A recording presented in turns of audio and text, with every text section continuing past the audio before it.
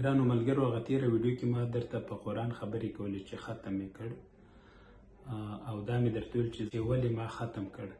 زه تلاوت کوم، که یوه پاڼه وي، یو مخ وي، ورځ کې یو ځل خو یې کوم، او کله دوه ځلې هم سي، خو چې وخت را سره وي.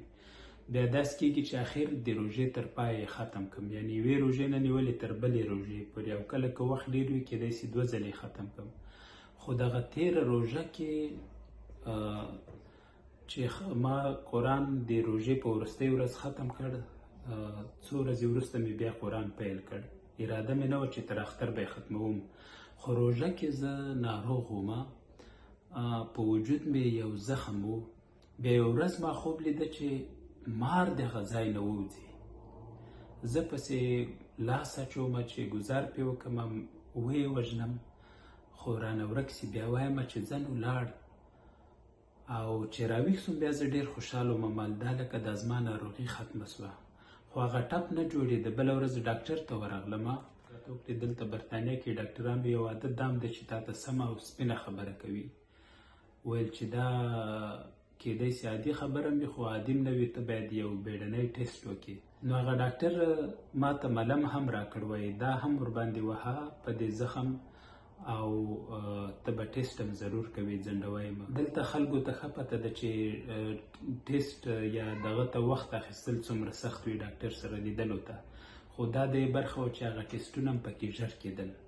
نو چې لینک مې پرانیسته، یوه ورځ په سبا مې وخت پکې واخیسته، ورغلم، ټیسټونه یې وکړه، ویل یوه اونۍ کې به یې وخت راځي. نو زه چې بیرته کور ته راستون سوم، نو ما دا قرآن راواخیسته، او فکر مې وکړ چې خوب دې لیدلی ده، که ناروغي خطرناکه هم وه، خدای ورکه کړې، خو دغه قرآن به زه ختموم تر لوی اختر. هغه هم د دې لپاره چې یا پاک الله که زما دا ناروغي سخته هم وي، ته یې د دې په برکت ورکه کې، او که ناروغي نه وي د شکرانې په ډول به زه دا تلاوت کوم تر اختره پورې.